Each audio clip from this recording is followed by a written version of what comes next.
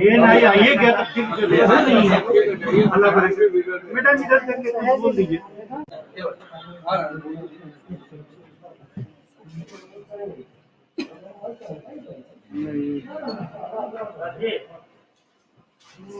Yes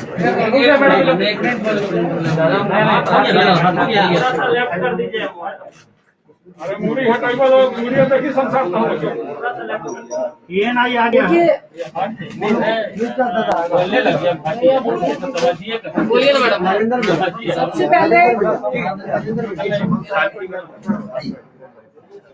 सबसे पहले आप सबका धन्यवाद करते हैं कि हमने आप लोगों को बुलाया बातें करने के लिए और आप लोग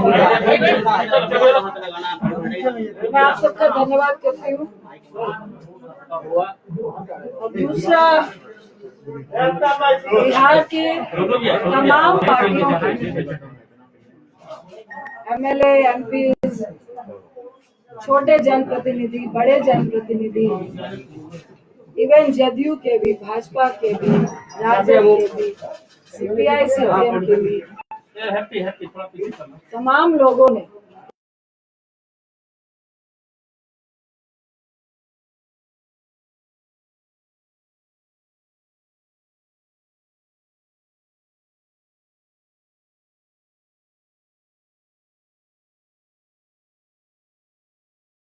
कांग्रेस के भी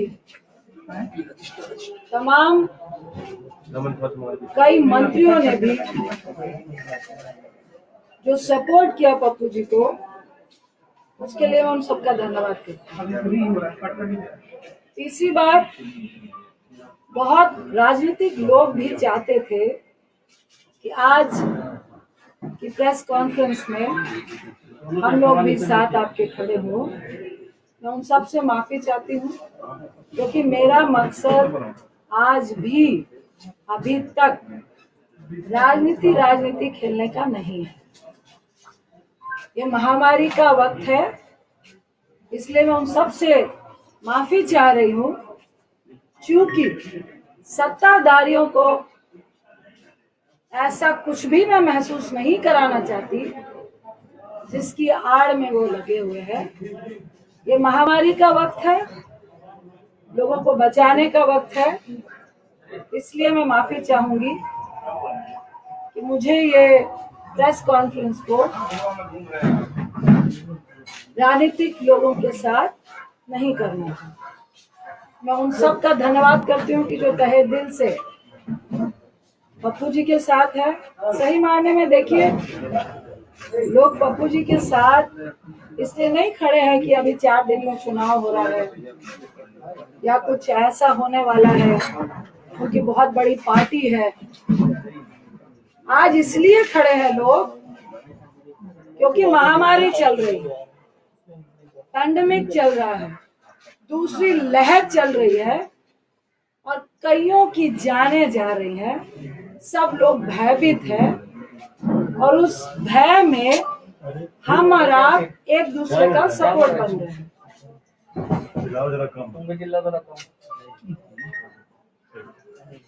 देखिए, मुझे अच्छा नहीं लग रहा कि मैं नीतीश बाबू को कुछ ऐसे सवाल करूं, रूडी साहब से कुछ ऐसे सवाल करूं, भाजपा से कुछ ऐसे सवाल करूं इस वक्त जो मेरे चरित्र में नहीं है। पप्पू जी को आज जेल भेज दिया गया। क्यों भेज दिया गया? किस लिए भेज दिया गया? ऐसा क्या उल्लंघन किया था? ऐसा कौन सा अपराध था? 32 साल पुराना केस, सुबह 9 बजे से घर से लेकर गए हैं। पहले बोला लॉकडाउन का उल्लंघन है। भाई, दिल्ली में लॉकडाउन का उल्लंघन, अगर आपने मास्क नहीं पहना है 500 रुपए का पर्ची काट के आपको बॉन्ड करके भेज देते हैं। ये होता है लॉकडाउन का उल्लंघन। अगर आप ब्रैकेटिंग के पास है, जाना चाह रहे हैं, आपके पास कोई सर्टिफिकेट या आप किस लिए जा रहे हैं नहीं है, तो आपको 1000 रुपए 2000 रुपए का चालान है। लॉकडाउन का उल्लंघन वही होता है। उनको लगा कि अब लॉकडाउन का उल्लंघन से तो बात नहीं बनेगी। तो ये कौन लोग थे, किनके इशारे पे हुआ? नीतीश बाबू, अगर आप इतने कमजोर और असहाय महसूस कर रहे थे तो भैया हम लोग को भी फोन करके बता देते कि भाई मैं मजबूर हूँ, बहुत कम विधायक आए हैं और भाजपा का सिर्फ बिहार में नहीं पूरे देश में गुंडा राज चल रहा है। जो वो चाहते हैं वो ही करते हैं। सत्ता में अगर आप हैं तो वो चोर नहीं है, अगर आप सत्ता में नहीं है तो आप चोर हैं। मुझे तो परेशानी के साथ हंसी भी आ रही थी कि ना चोर को पकड़ूंगा ना चोरी को पकड़ने दूंगा, ना मैं खुद काम करूंगा ना किसी को काम करने दूंगा। देखिए मुख्यमंत्री साहब, ये किसी पर छीटाकशी का वक्त नहीं है और मुझे आपसे कोई निजी दुश्मनी नहीं है। मैं तो आपसे ये पूछना चाहती हूँ कि आपको आखिर हो क्या गया है, इतने अपंग क्यों हो चुके हैं? ऐसी कौन सी चीजें हैं जिसके दबाव में आप वो सब कुछ कर रहे हैं जो बिहार को गवारा नहीं है? क्या बालिका गृह कांड है? क्या आपकी बहुत सारी फाइलें हैं? क्या आपके केस है? नीतीश बाबू, मेरा मन नहीं है लेकिन बताइए, 91 में आप पे हत्या का केस हुआ, 2011 में आपने उसको रफा दफा किया और हम भी चाहते हैं, हम भी समझते हैं कि राजनीति में केसेस होते हैं, कानून अपनी कार्रवाई करता है। 89 पे पप्पू जी पे केस हुआ, अभी वो तीनों लोग जो इस कांड का सूचक था, जो जिसने बोला कि मेरा किडनैप हुआ और जो गवाह था, उन तीनों का वीडियो चल रहा है कि ये केस फर्जी है। 32 साल पुराना केस आपको इस महामारी के वक्त याद आया, क्यों? इसी में सारी बातें छुपी है। रूडी साहब, क्या बोलूं, मुझे तो एक शब्द नाम लेने का मन नहीं कर रहा और मैं उनसे ये सबसे पहले मैं आपके माध्यम से उनसे पूछती हूँ कि आपका राजनीतिक इतिहास क्या है? आप राजनीति में कैसे आए, क्या संघर्ष किया? मैं पूरी बात रूडी जी नहीं बताऊंगी। आप पायलट थे, आप कैसे क्या किए, किनको नौकरियां दिलाइया, किसके आशीर्वाद से आप राजनीति में आए, कैसे मंत्री बने और आपके घर में उत्तराखंड में फार्म हाउस से लेकर, बिहार से लेकर, दिल्ली से लेकर कहां कहां पे जितने भी स्टाफ हैं, रूडी साहब आप ही बता दीजिए, सैलरी कहां से उठाते हैं? जो कॉन्स्टिट्यूशन क्लब में आपको इंचार्ज बनाया गया, वहां पे कितना घोटाला हुआ वो आप ही बताएंगे। वहां कितने स्टाफ हैं और कितने काम कर रहे हैं और कितने आपके यहाँ पे काम कर रहे हैं वो भी आप ही बताएंगे। आप स्किल इंडिया के मिनिस्टर थे, मोदी साहब ने आपको क्यों हटाया वो भी आप ही बताएंगे। एम्बुलेंस के ड्राइवर को स्किल इंडिया के तहत आपको ट्रेनिंग देनी थी, क्यों नहीं दी वो भी आप ही बताएंगे। मेरा तो सवाल इतना है, जिनके घर पत्थर शीशे के हों, और वैसे लोगों को पत्थर मत मारिए जो सड़क पे पहले से खड़ा है।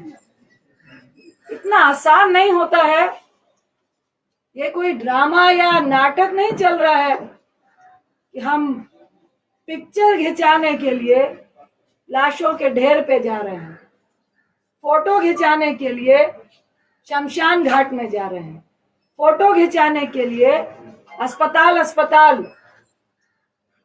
घूमने का काम कर रहे हैं। ये मजाक नहीं है।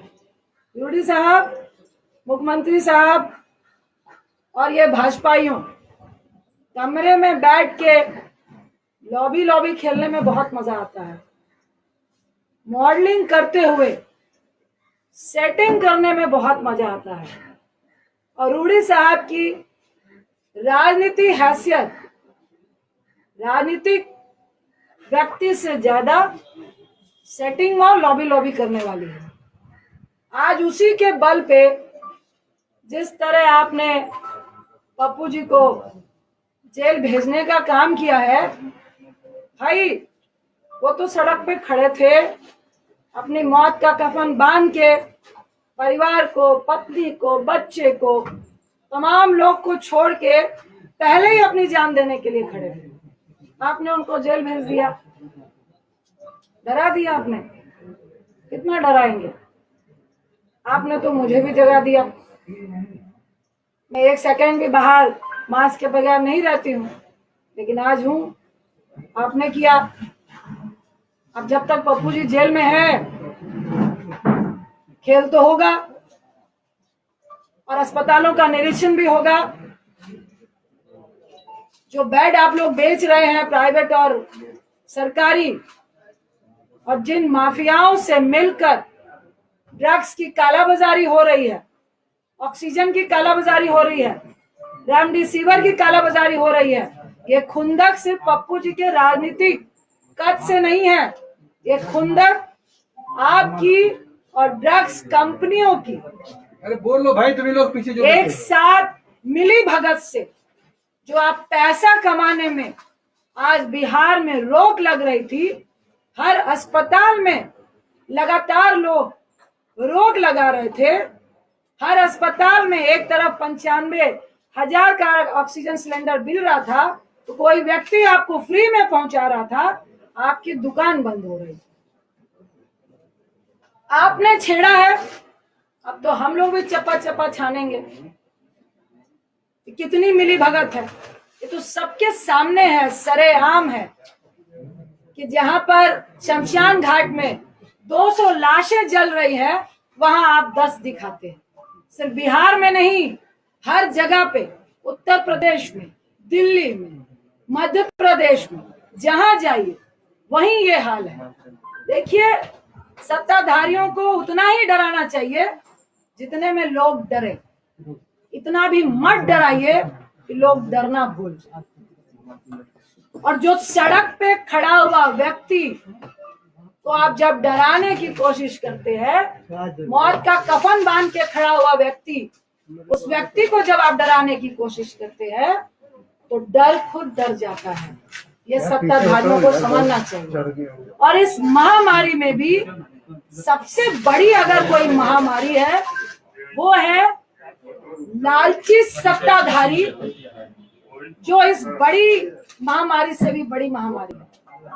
वैसे लोग जो आज सत्ता में विराजमान है, जो जनता को मरते देखकर कीड़े मकोड़े समझते हैं और खुद को उनको मारने वाली दवाई समझते हैं। मुख्यमंत्री साहब, आप और आपका गैंग और ये भाजपाई आज जनता को महामारी में कीड़े मकोड़ों की तरह मारने वाली आप लोग दवाई बने हैं। महामारी से अगर 10 लोग मर रहे हैं, पर आपके कारण 500 लोग का आंकड़ा जो हो रहा है, वो आप लोग के कारण हो रहा है। वो आपकी दी हुई असुविधा के कारण हो रहा है, वो आपकी अव्यवस्था के कारण हो रहा है। पप्पू जी का क्या दोष था?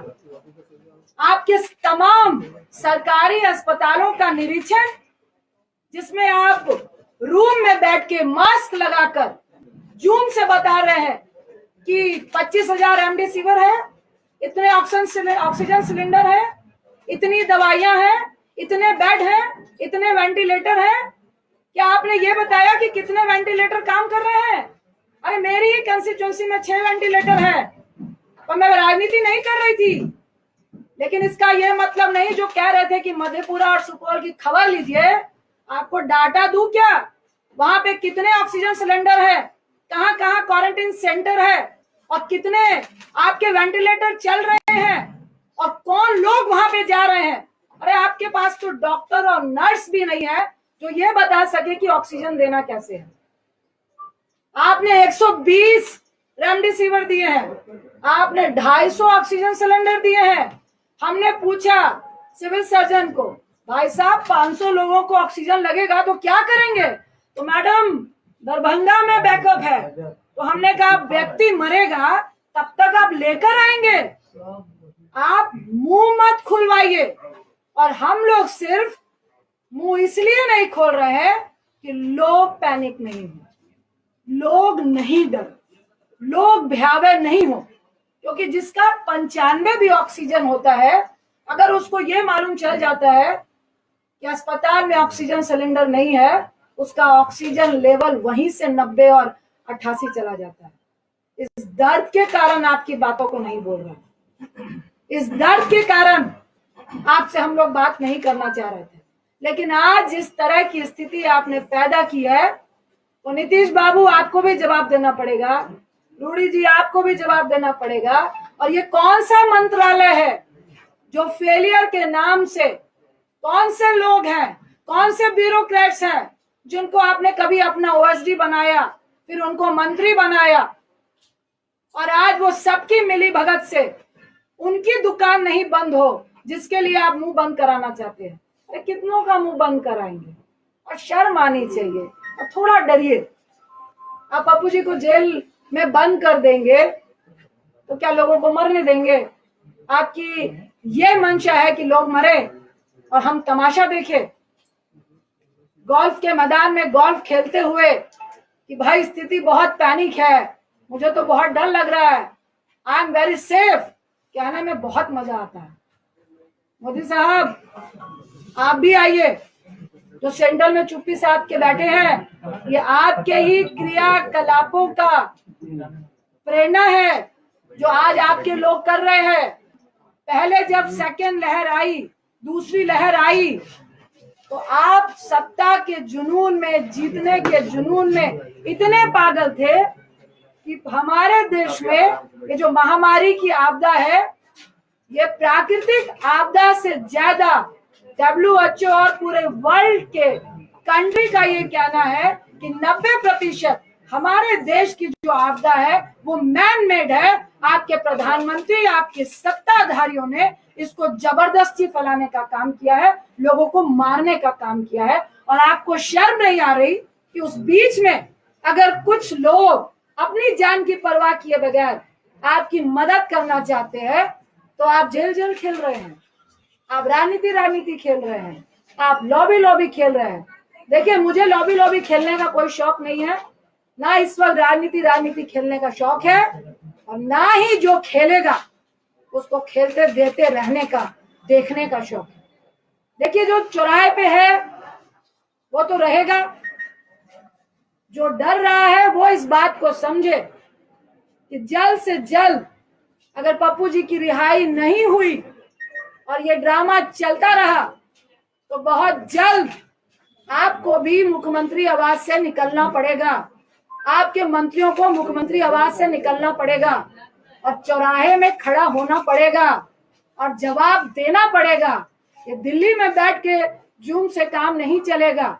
अगर आज आप फर्जी केस में पप्पू जी को जेल में डाल के ये जो प्रशासन और डॉक्टर का खेला खेल रहे हैं, 3 दिन से उनको पटना से मधेपुरा, मधेपुरा से वीरपुर, और अभी प्रशासन और डॉक्टर के सूत्रों से हम बता रहे हैं कि उनको दरभंगा आप भेज रहे हैं, और उसमें डॉक्टर बोल रहे हैं कि हमने लिखा है कि higher medicine, higher doctor facility की रिक्वायर। अब प्रशासन जाने की उनको कहाँ भेजना है, प्रशासन कह रहा है कि डॉक्टर जाने की उनको कहाँ भेजना है। अरे आपका तो एक भी हॉस्पिटल में ऑक्सीजन सिलेंडर नहीं है। आप पप्पू जी का सीवियर इन्फेक्शन है, सुन लीजिए, शुगर के पेशेंट हैं, और 1.25 महीने पहले उनका गॉल ब्लैडर का ऑपरेशन हुआ है, उनके लीवर में 30% प्रॉब्लम है। और अभी मैं आते वक्त भी जो डॉक्टर ने ऑपरेट किया उनसे बात करके आई हूँ कि हैवी रिस्क है कि उनको दोबारा इस हालात में इन्फेक्शन के चांसेस हैं, क्योंकि बहुत नया ऑपरेशन है। उसके साथ ही उनको सीवियर इन्फेक्शन थे, जिसकी सारी रिपोर्ट आपको दी गई है। मैं फिर आपको आगाह करूंगी कि ये खेला बंद कर दीजिए, ये राजनीति बंद कर दीजिए, उनको रिहा कीजिए, और आपके जेल के अंदर वो पॉजिटिव होके आएंगे तो ना मैं माफ करूंगी, ना आपको जनता माफ करेगी। और सिर्फ माफी से काम नहीं चलेगा। अगर चंद दिन के अंदर, 2 दिन के अंदर पप्पू जी रिहा नहीं होते हैं। और आप ये डॉक्टर और प्रशासन का खेल खेलते हुए उनको हर दिन गाड़ी में 4-4 लोगों के साथ बैठा बैठा के जो घुमाने का आप काम कर रहे हैं, तो आप भाजपाई लोग भी सुन ले, मुख्यमंत्री साहब भी सुन ले। रूडी साहब, आपकी जो एम्बुलेंस घर में थी वो सरकारी खजाना था और एक तरफ लोग 12,000 रुपए पर किलोमीटर एम्बुलेंस के लिए दे रहे थे और तब भी नहीं मिल रही थी। मैं अनशन में बैठूंगी जब तक आपको जेल के अंदर नहीं कर दिया जाएगा। ये खेला खेलना बंद कर दीजिए, ये गंदी राजनीति महामारी के वक्त बंद कर दीजिए। आज मैं फिर कह रही हूँ कि मुख्यमंत्री साहब फोन कीजिए, अगर आपको लगता है कि कोई मदद करने में राजनीति कर रहा है, मुझे फोन कीजिए, पप्पू जी को फोन कीजिए और बताइए कि पप्पू जी मदद कीजिए, महामारी है, हम सब मिलके काम करेंगे। लेकिन ऐसे मत कीजिए, ऐसे मत कीजिए जहां आपको लग रहा है राजनीति हो रही है। हम आपको सहयोग देने के लिए तैयार हैं।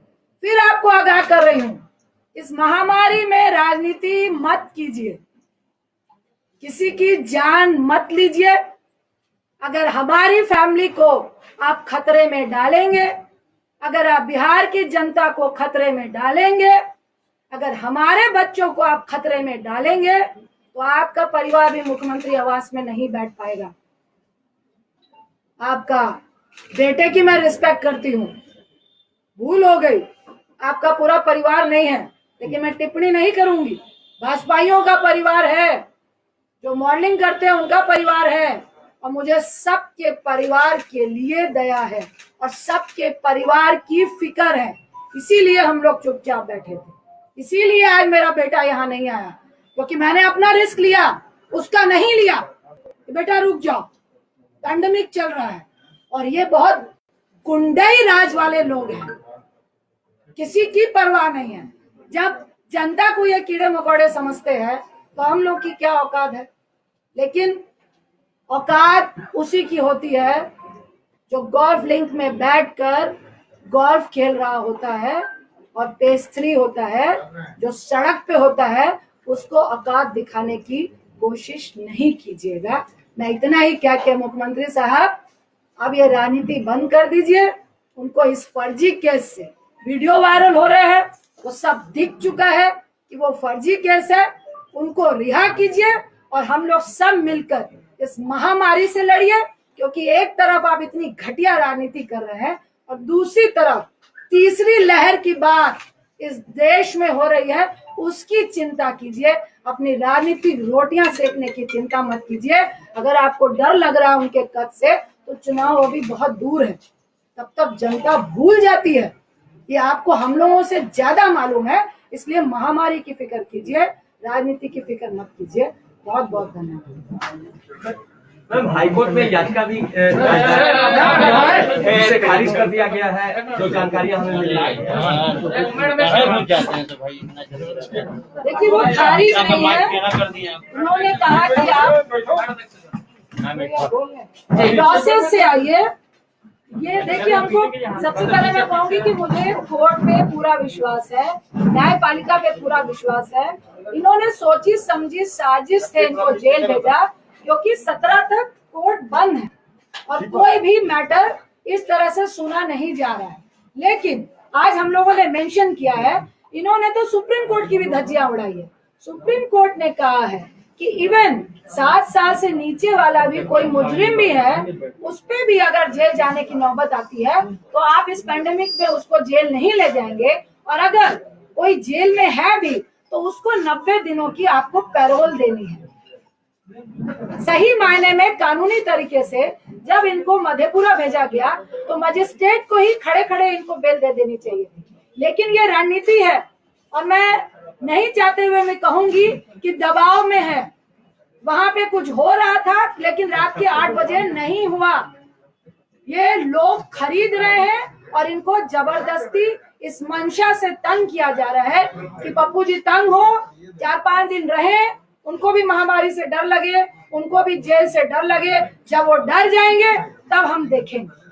ये एक षड्यंत्र चल रहा है और इसमें सुप्रीम कोर्ट की भी धज्जियां उड़ाई जा रही हैं। आज हम लोगों ने मेंशन किया है डॉक्टर मेडिकल को लेके ही कि सुप्रीम कोर्ट का हवाला देते हुए इनको जमानत मिलनी चाहिए। आपने 4 लोगों को सड़क पे खड़ा करने की बात कही थी, नाम मेंशन नहीं किया आपने। देखिए जब खड़े होंगे तो आप खुद देख लेंगे कौन कौन मंत्रालय इस पैंडेमिक में फेलियर है और किन की नींद हराम हो रही है और किसका माफियाओं से और इस ड्रग्स माफियाओं से बिजनेस चल रहा है, वो पूरा बिहार जान रहा है। मैडम आप बिहार में है, आप कब तक बिहार में रहिएगा उसको भी मैडम? बंद करा दिया गया है। बहुत जगह लोग जो है खा नहीं पा रहे हैं, जो खाना मिलता था उसको देखिए ये मैं कहूंगी कि महामारी में बहुत ही घटिया किस्म की राजनीति हो रही है। हम लोग का खाना अभी भी बन रहा है लेकिन वो परमिशन नहीं दे रहे हैं, पास नहीं दे रहे हैं। हम लोग फिर पास के लिए लगे हैं। मैडम आप कब तक बिहार में पास हैं? नहीं देंगे हम लोग वोट देंगे। मैडम बिहार में मैडम पप्पू यादव उजागर कर रहे थे काफी खुलासों को, आप उनको कंटिन्यू रखेंगी जो वो कर रहे थे? देखिए और कहीं प्रशासन भी आप पर ये कार्रवाई कर सकती है? मैं बिहार हूँ, मैं दिल्ली हूँ, मैं कहाँ हूँ, लेकिन आपके अस्पतालों का निरीक्षण लगातार चलेगा और आपके अस्पतालों की पोल अगर आपने सही नहीं की तो वो आप लोग फोटो देखेंगे, उसके वीडियो चलेंगे। जहाँ पे ऑक्सीजन की कमी होगी जो हम लोग से मांगेंगे उनको ऑक्सीजन मिलेंगे। जहाँ से रेमडेसिविर ब्लैकमेलिंग होगा वहाँ भी उनका पोल खुलेगा और जिनको जरूरत पड़ेगी दवाइयों की वो भी हम लोग देंगे। जितनी मदद कंटिन्यू हो रही थी वो लगातार मदद होती रहेगी। इस पैंडेमिक में आप किसी को मदद करने से नहीं रोक सकते। ये वैसे सत्ताधारी है, आज पप्पू जी को यहाँ जेल में बंद किया है, वहाँ हमारे कांग्रेस के यूथ अध्यक्ष को तो श्रीनिवासन के घर में जांच हो रही है कि खाना कहाँ से खिला रहे हैं भैया, आप कहाँ से दवाई दे रहे हैं। तो ये गुंडाई राज चल रहा है, मैं फिर कहूंगी पूरे देश में, जिसके खिलाफ हम और आप सबको खड़े होना। आपने अनशन की बात कही, अनशन को कब बैठेंगे? क्या रही है मैडम, अनशन? अनशन का कोई दिन तय किया है? कब से जारी है अनशन? मैंने आपको बोला, मुख्यमंत्री साहब को फिर आगाह किया जल्द से जल्द पप्पू जी की रिहाई हो, क्योंकि आपने फर्जी केस में जबरदस्ती इस पैंडेमिक में जो पोल आपके स्वास्थ्य का खुल रहा था सुविधाओं का, उसके लिए आपने भेजा है। अगर आप इस तरह से छिछोरी राजनीति करेंगे तो हम लोग को भी मजबूरन आपके सामने आना पड़ेगा और जब तक आपके मंत्रीगण भी जेल नहीं जाएंगे तब तक अनशन। जेडी के मधेपुरा विधायक ने कल प्रेस कॉन्फ्रेंस कर कही कि ये गिरफ्तारी पहले होनी चाहिए थी, बीजेपी जो है कहीं न कहीं षड्यंत्र के तहत ये खेला करवाई है। विनाशकाले विपरीत बुद्धि। मैडम पीएम केयर फंड जो है पारदर्शिता उसमें नहीं आई, कहा जा रहा है कि जो वेंटिलेटर खरीदे गए उसमें बहुत सारे तकनीकी खराबी चल रही है। आपको दूसरी पीएम केयर फंड की बात चल रही है। 100 रुपए किलो डीजल, 100 रुपए डीजल और पेट्रोल हो चुका है और उससे उनको 21 लाख करोड़ रुपए आ चुके हैं और पीएम फंड में भी कितने रुपए आए हैं वो उन्होंने बताया नहीं है। और ये पैसा कहाँ जा रहा है, किसकी जेब में जा रहा है? क्या मुझे तो मैं दावा करती हूँ कि ये ऑक्सीजन सिलेंडर की ब्लैकमेलिंग वालों को मिल रहा है। अभी दिल्ली में खान मार्केट में पकड़ाया था 800 जो ऑक्सीजन आपके कंसंट्रेटर है और उनका जो नवनीत कालरा वो बीजेपी और आम पार्टी से मिला हुआ है। ये तो मिली भगत और उन्हीं को पैसे दिए जा रहे हैं कि आप विदेश से मंगाइए 20,000 में और यहाँ पे 70,000 में दीजिए और फिर हमारे पार्टी फंड में भी दीजिए। तो चुनाव में आखिर सत्ता पाने के लिए किस तरह से वो एमएलए खींचे? महामारी को छोड़ के सेंट्रल विस्टा पर ज्यादा ध्यान दिया जा रहा है। अभी मैडम सिंपल सवाल ये है, 2005 में जब चंद्रशेखर खड़े हुए थे मधेपुरा से, उन्होंने पैम्पलेट पर आपका और पप्पू जी का फोटो लगाया था, लेकिन कल उन्होंने कहा है कि पप्पू यादव गुंडा है और बीजेपी के एजेंट है। आप सवाल का भी जवाब आप खुद ही दे रहे हैं। नहीं तो आप बताइए ना कि आपका फोटो भी इस्तेमाल किया। उन्हें कोई कमेंट नहीं, वो इस लायक नहीं है। मैडम जिस तरह से पप्पू जी लगातार सरकार के खिलाफ उद्भेदन कर रहे थे, क्या रजिंदर रंजन जी अभियान प्रकाश करके इसी तरह का पप्पू जी का जो कार्य था वो संभालेंगे? देखिए मैं इस पैंडेमिक में तमाम बिहार वासियों के साथ हूँ और ये दुर्व्यवस्था जो स्वास्थ्य में है उसके साथ हूँ, जो हमारा सिस्टम फेलियर है उसके साथ हूँ और लगातार खड़ी हूँ। इसके लिए मुझे कोई नहीं आगे से कोई उम्मीद मैम, जेडी से कोई उम्मीद? आरजेडी से क्या उम्मीद है? हम महामारी की बात करने आए हैं और आरजेडी के भी बहुत सारे ऐसे एमएलए हैं, बहुत सारे ऐसे लोग हैं जिनका दर्द पप्पू जी के लिए है और जो गलत हुआ इस महामारी में है उनके लिए है। उनको मैं बहुत बहुत धन्यवाद हो गया।